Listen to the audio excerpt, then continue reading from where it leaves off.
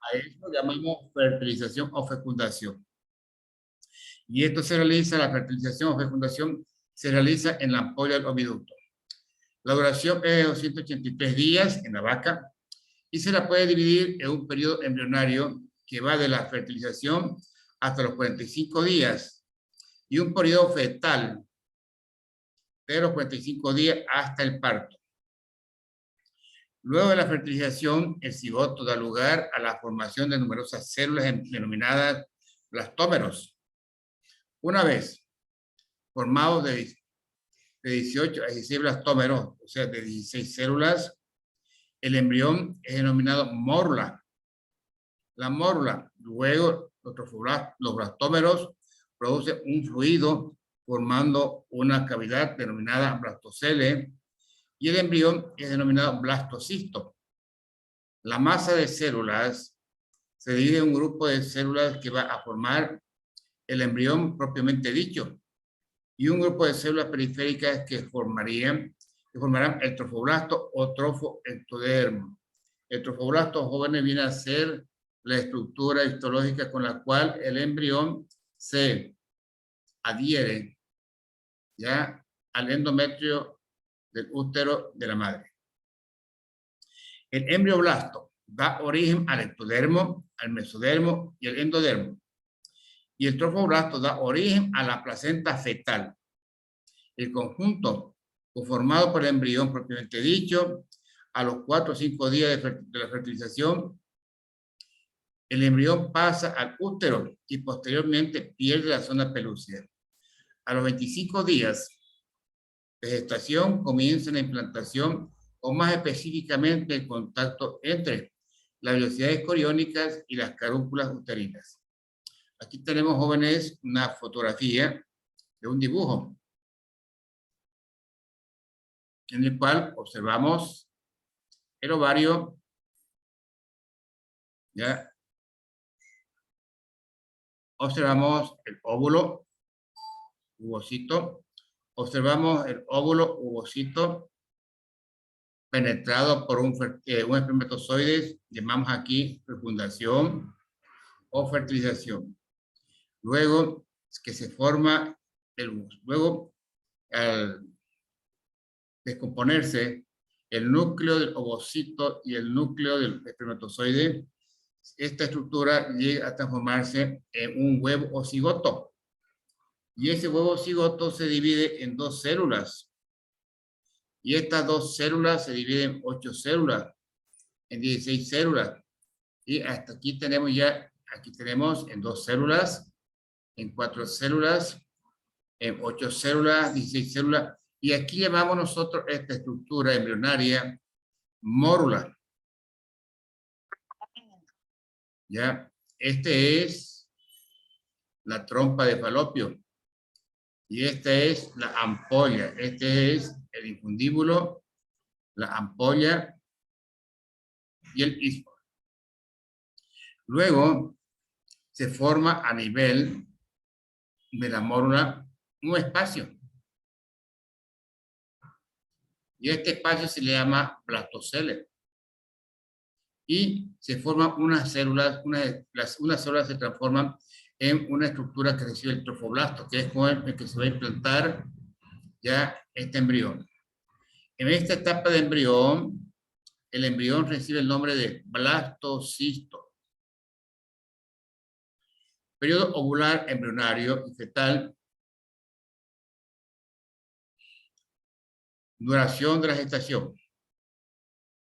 El periodo embrionario. El desarrollo del embrión en el útero requiere de una serie de nutrientes proporcionados por la leche uterina y de la lisis de los tejidos que vienen a ser el alimento del embrión.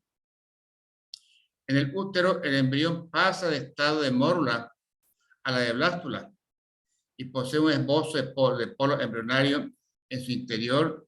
Desaparece la zona pelúcida y es sustituida por una célula llena de líquido. El primer proceso morfogenético de importancia es la formación de la gástrula.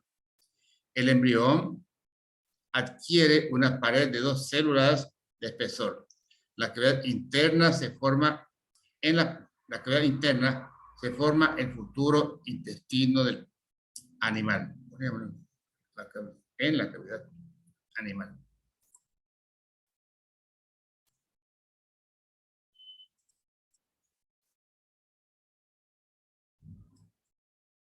Posteriormente, el proceso de gastrulación se continúa con el proceso de organogénesis, que viene a ser la formación de los órganos y sistema del animal. El embrión pasa a la etapa de feto en el segundo mes de gestación. Muy bien, jóvenes. Hablemos. En primer lugar, desde el principio vamos a hablar cuándo inicia el proceso de gestación. Una vez el óvulo ya es encontrado por el espermatozoide, de los millones de espermatozoides, uno va a ser el que va a penetrar al interior del citoplasma del óvulo. A ese proceso se le llama fertilización o fecundación y se realiza en la ampolla de la trompa de falopio o trompa uterina u oviducto. Transcurren unas cuantas horas y los núcleos de ambas células comienzan a desintegrarse. Y esa desintegración da lugar a la formación de una estructura que se llama huevo o cigoto. Transcurren unas cuantas horas, el huevo o cigoto sufre un proceso en el cual se divide en dos células. Este es el inicio de la etapa embrionaria. En dos células que se llaman blastómeras. Estas dos células se dividen en 4 células, estas en 8 células, etcétera, etcétera, ¿ya? Y hasta que alcanza la etapa de la mórula. La mórula es la primera etapa de formación del embrión. La segunda etapa del embrión es cuando esta mórula, en una parte central, comienza a formarse una cavidad. Y a esa cavidad se llama blastocele. Se llena de líquido y esta etapa de embrión recibe el nombre de blastocisto. Y tarda entre 5 o 6 días en que este blastocisto se transporta hacia el endometrio del útero. Al llegar al endometrio del útero se implanta y sufre una transformación que da lugar a la formación de la gástrula, una tercera etapa de embrión. Y la gástrula se modifica y da lugar a la formación de 3 hojas blastodérmicas, ectodermo, mesodermo y endodermo. Es decir, que ya en este momento de ectodermo, mesodermo y endodermo, estas hojas blastodérmicas dan lugar a la formación de los órganos, nervios, ojos, músculos, intestino, etcétera, etcétera, etcétera. Y a esa etapa se le llama organogénesis. ¿De acuerdo? Entonces tenemos 3 etapas de embrión. Mórula, tenemos blastocisto y la gástrula. ¿Cuándo empieza la gestación? Cuando el espermatozoide fertiliza el óvulo y se transforma en el huevo. Ahí se inicia la fertilización, ahí se inicia la gestación. ¿Y cuándo termina? Cuando la hembra concluye la gestación y produce y se realiza el parto. O cuando hay una infección y es interrumpido la gestación y se produce un aborto. Ahí finaliza la gestación. Vamos a hablar sobre la duración de la gestación de las hembras domésticas. En la yegua, 340 a 345 días, aproximadamente, como decimos, 11 meses. En el examen pueden poner 11 meses o pueden poner 300 a 45 días. La cabra, 150 días. ¿Ya? La oveja, 150 días. La cerda, 115 días. La perra, 9 semanas. La vaca, 285 días. Las membranas fetales y el cordón umbilical. Las membranas fetales son el amnios, sacubitalino, el corio y el amptoides. El amnio es la membrana más interna, es la que está casi en contacto con el feto. El corio es la membrana más externa, la que está en contacto directamente con el endometrio del útero de la madre. El alantoides es el primero que se expulsa durante el parto y se denomina como primera bolsa de aguas y está ubicado entre el corio y el amnios. Vestigio del saco uterino. El vestigio del saco uterino forma parte de la placenta, ramificaciones y de las placentas y ramificaciones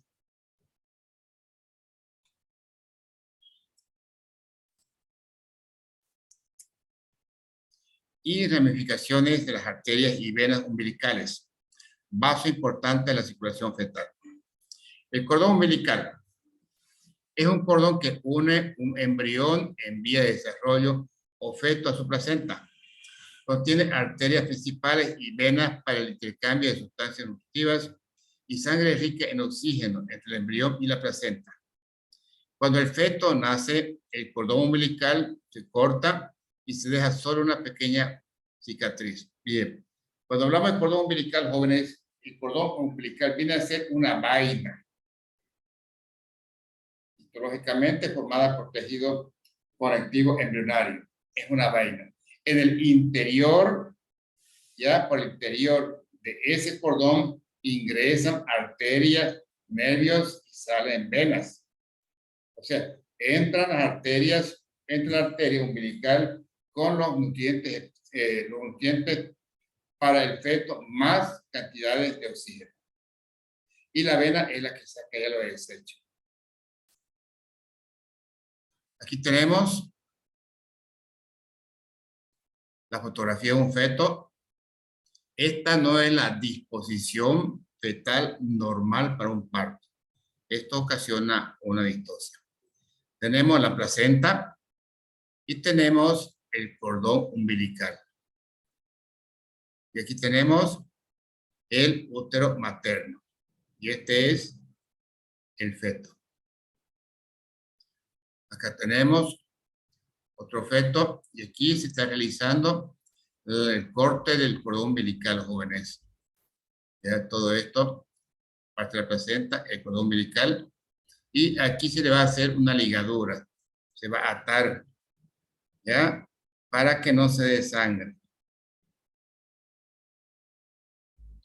Tipos de placenta.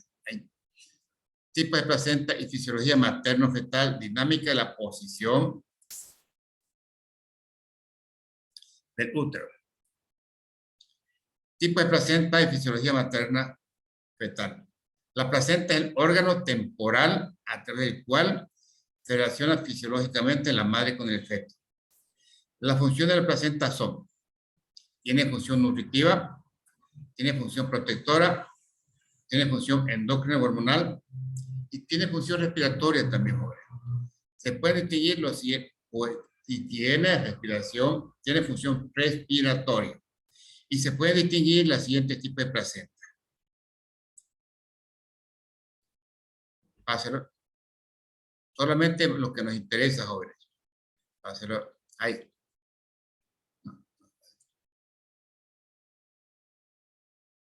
Bien. Vamos a hablar de un tipo de placenta. Se llama la endotelio coriónica.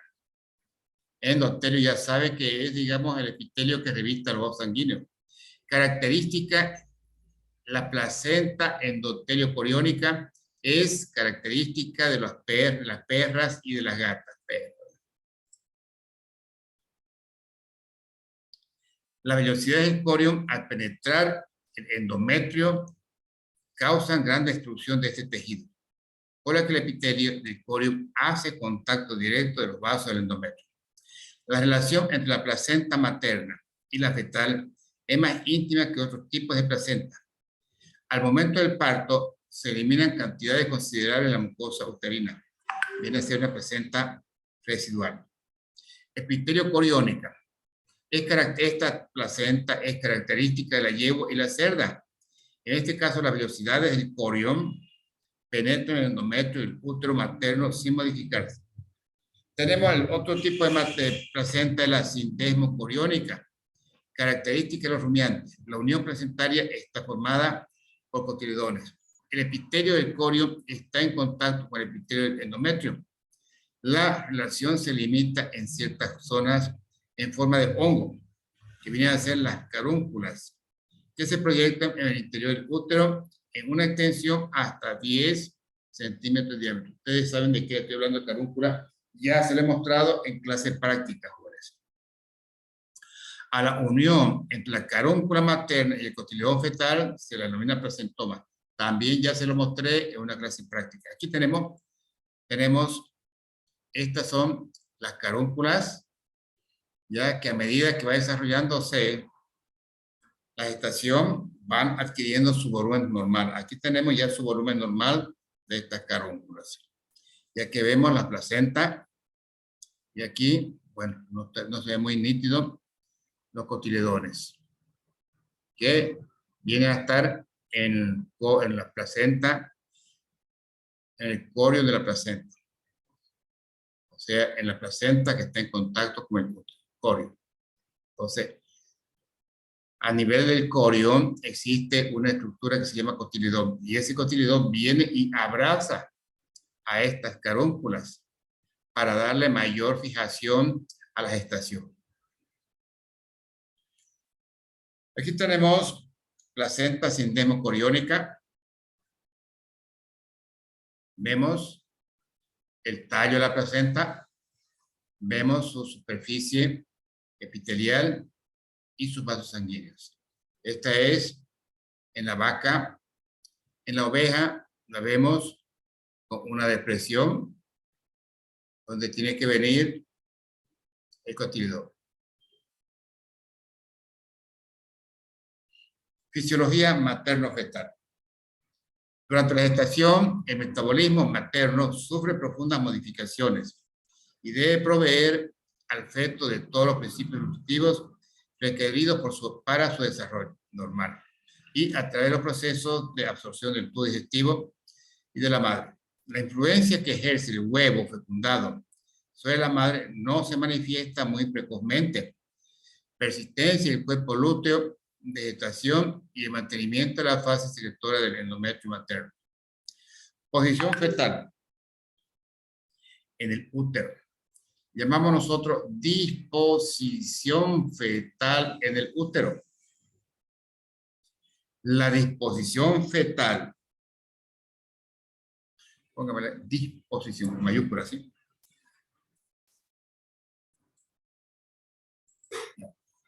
Disposición fetal en el útero.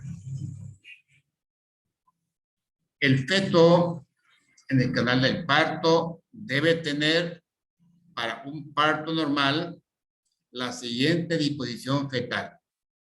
Primero, el feto tiene presentación, pónganle mayúscula.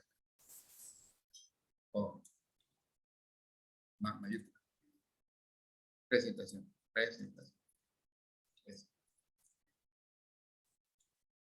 Presentación craneal longitudinal. La posición, mayúscula.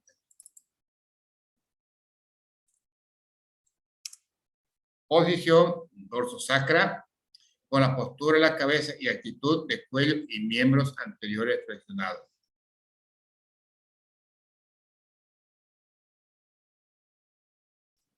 Posición. Y esto.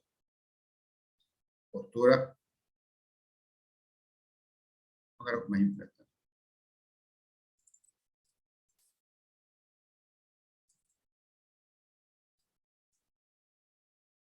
Y actitud muy importante.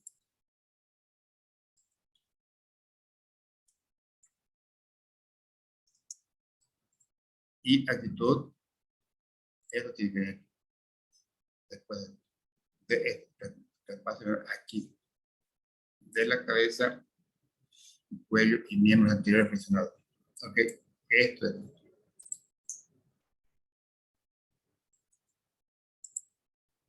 Postura y actitud. Sí, correcto. Muy bien. La posición tiene que ser dorso sacra, ya, ahorita lo voy a explicar. Y la postura y actitud de la cabeza y el cuello, miembros anteriores flexionados hacia adelante. Acá tenemos, jóvenes, estos dos dibujos. Están mostrando la disposición fetal del ternero en el canal del parto. Tenemos los miembros anteriores y la cabeza flexionada hacia el canal del parto. Como la cabeza está adelante, se llama presentación anterior. Actitud y postura de los miembros anteriores flexionados hacia el canal del parto. La posición es dorso del feto, ¿ya? Y región sacra de la madre. Entonces, presentación anterior, posición, perdón, presentación anterior. Tenemos aquí la actitud y la postura flexionada de los miembros anteriores hacia el canal del parto. Y tenemos el dorso del feto dirigido hacia la parte de la columna vertebral.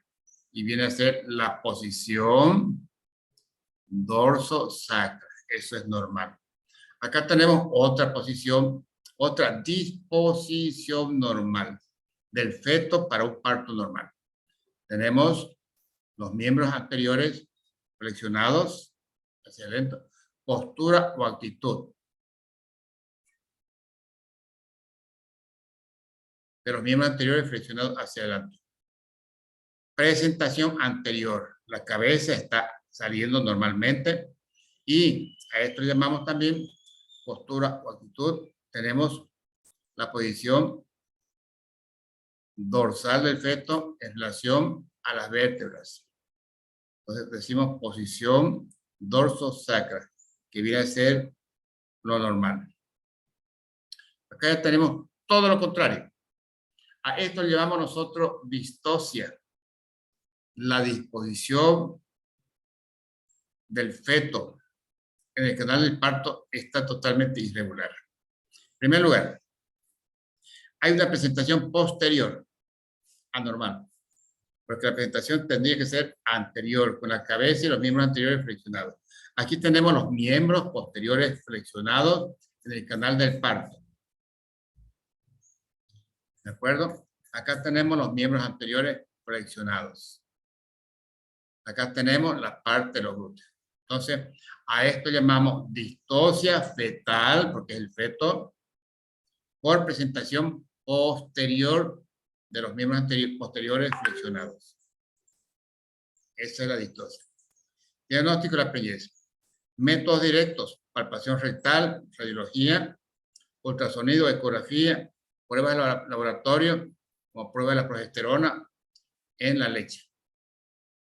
Los métodos indirectos se refiere al uso de signos y síntomas.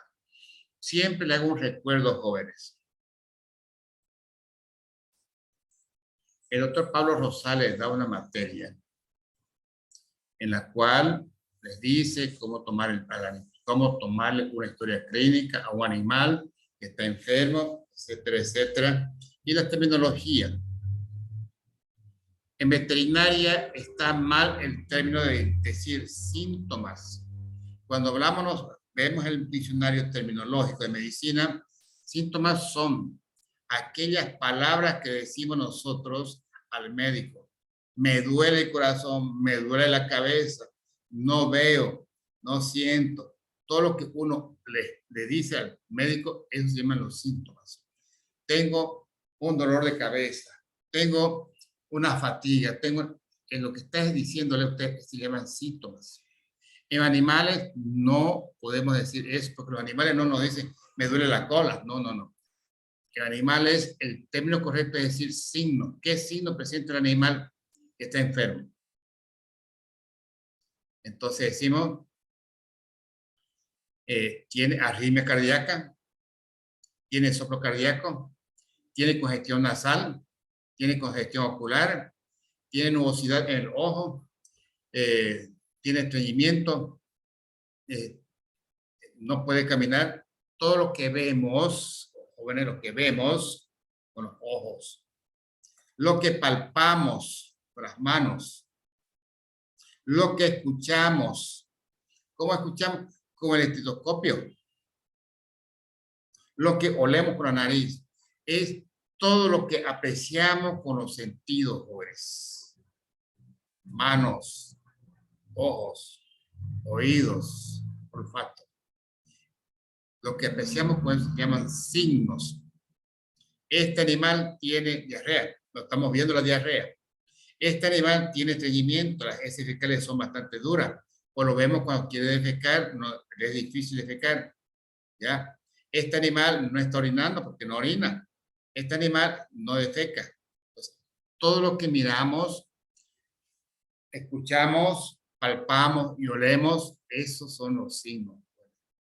Pero no, en medicina veterinaria, el animal no le va a decir, me duele el estómago, tengo cólico, no. Entonces, mal usado.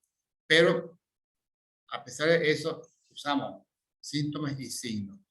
Pero lo más correcto es signos. Métodos indirectos. Se refiere al uso de signos y síntomas para el diagnóstico de la peñez, como cambio de comportamiento del animal, abultamiento en la zona ventral, como la oveja, la chiva que les mostré, la cabra que les mostré, de raza Sanen, hinchazón de las glándulas mamarias. Estos son métodos indirectos. Aquí tenemos método directo, estamos haciendo la palpación rectal. Y acá hacemos la palpación vaginal. Aquí tenemos la ecografía en el cual está mostrando la presencia del feto. La interrupción de la gestación. El aborto es la expulsión inducida o espontánea del producto de la concepción. Muerto o vivo. El feto está muerto o está vivo, pero sin las funciones vitales para sobrevivir fuera del útero materno.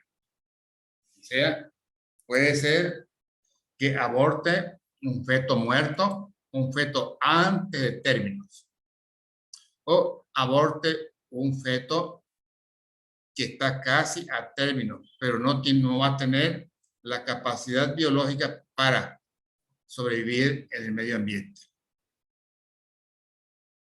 Los factores que provocan el aborto son diversos. Las causas son diversas causas. A ver, diversas causas. Quítale los puntitos. Dos puntitos, quítale. Diversas causas, dos puntitos ahí. Son diversas causas. No se olviden, jóvenes, cuando hablamos infecciosa nos referimos a bacterias, virus, hongos. Infecciosas, causas físicas, causas alimentarias, causas intrínsecas. Parto prematuro es cuando sucede la expulsión del feto después de la semana 28 a la 37 en el caso de bovinos. Aquí tenemos jóvenes. El feto está abortado, no tiene pelo, ya, por lo menos está con unos 5 meses de edad. Las pezuñas todavía no están bien desarrolladas, como podemos ver. Aquí vemos la placenta, tiene los cotiledones del feto. Acá vemos otra fotografía en la cual está el feto. Esta práctica tenemos que realizarla cualquier ratito. Y vemos las membranas placentarias. ¿Ya? Este feto posiblemente esté más avanzado que este en cuanto al tamaño, pero le falta pelos y le falta la queratina de las pezuñas. Accidente en la gestación. La muerte embrionaria, causas genéticas, edad de los gametos, temperatura corporal, influencia del medio, involuciones e infecciones uterinas, desequilibrio endocrino, factores inmunológicos. Muerte embrionaria. La preñez puede concluir de manera prematura debido a la muerte precoz del embrión o del aborto. La mortalidad embrionaria sobreviene en los dos primeros fases del desarrollo embrionario del huevo, en el periodo ovular y en el embrionario. Toda modificación del medio materno en el curso de estos dos periodos puede interferir gravemente sobre el desarrollo del embrión. La mortalidad embrionaria inicial sucede dentro de los 13 primeros días de la vaca. Acá tenemos ya fetos abortados, fetos muertos abortados.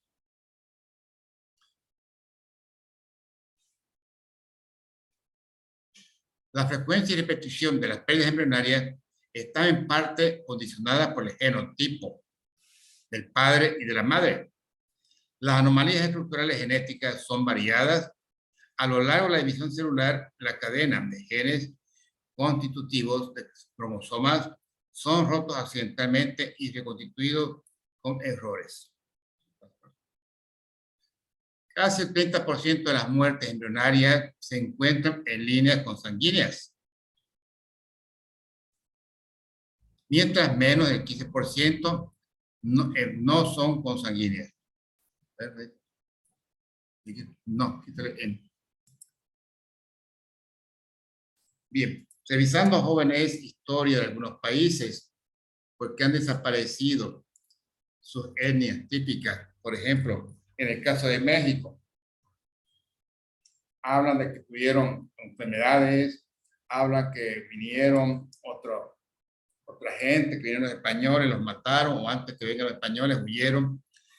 Bueno, en Brasil tenemos un montón de etnias que están desapareciendo. En Bolivia tenemos en la parte de Beni y Pando, yo conozco unas 3 tribus y que van desapareciendo. Uno de los problemas más serios, jóvenes, es que siempre dentro de estas etnias existió la consanguinidad. Y la consanguinidad ocasionó defectos en los nacidos, ocasionó muerte de los recién nacidos y ocasionó, ya va disminuyendo el tamaño de la población y el tamaño de la persona dentro de esa población. Hablo de las tribus que hay en la parte de provincia de Bacadí, Pando, le hablo a la población de los aztecas en México, le hablo a los mayas en Centroamérica también, ya en Guatemala, principalmente, la consanguinidad. Porque entre ellos nomás se casaban o se unían. Dice, ¿no? Casi el 30% de las muertes embrionarias se encuentran en líneas consanguíneas, mientras menos del 15% no son consanguíneas. Edad de los gametos, muerte embrionaria.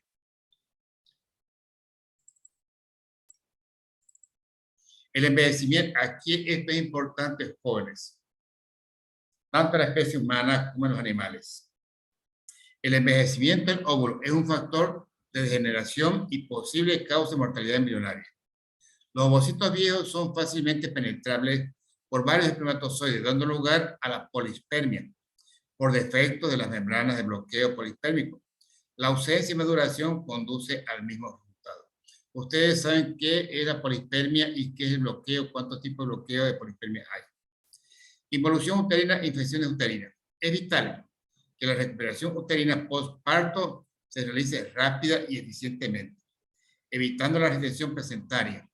Infecciones específicas del aparato genital, como sea brucelosis, tricomoniasis, vibriosis, tuberculosis, leptospirosis, micoplasmosis, rinotraqueitis, bovina infecciosa, vaginitis pustular infecciosa, pueden interferir sobre la gestación, destruyendo el huevo fecundado y el embrión en desarrollo. existe desequilibrio endocrino u hormonal. La insuficiencia de progesterona. La progesterona es una hormona secretada por el ovario, jóvenes. Y esta hormona, o este cuerpo lúteo, que secreta la progesterona,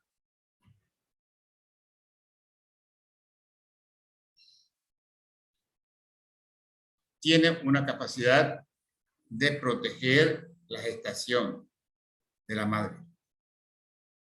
Por eso dice pro, en beneficio.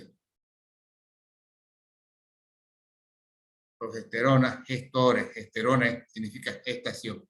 Es la hormona ya que a nivel del ovario se encuentra una estructura glandular que se llama cuerpo lúteo. Y ese cuerpo, la célula del cuerpo lúteo, o sea, la célula luteínica, son las que secretan la hormona progesterona. Y la progesterona es la que va y protege, cuida a la cría que se está desarrollando en el interior del útero de la madre. La insuficiencia, aquí ya hablamos, insuficiencia. Quiere decir que hay poca o nada progesterona a nivel de la circulación. La insuficiencia de progesterona puede ser causa de muerte embrionaria o de retardo o anomalía del desarrollo del feto. La mortalidad embrionaria por disfunciones endócrinas son debidas a desequilibrio de las hormonas estrógeno-progesterona. Las dos hormonas son secretadas por el ovario. Inmediatamente post-inseminación. Deficiencia de secreción progesterónica por defecto de luteinización del cuerpo lúteo de preñez. Formación de quistes del cuerpo lúteo. Ya le mostré quistes luteínicos en la práctica jóvenes.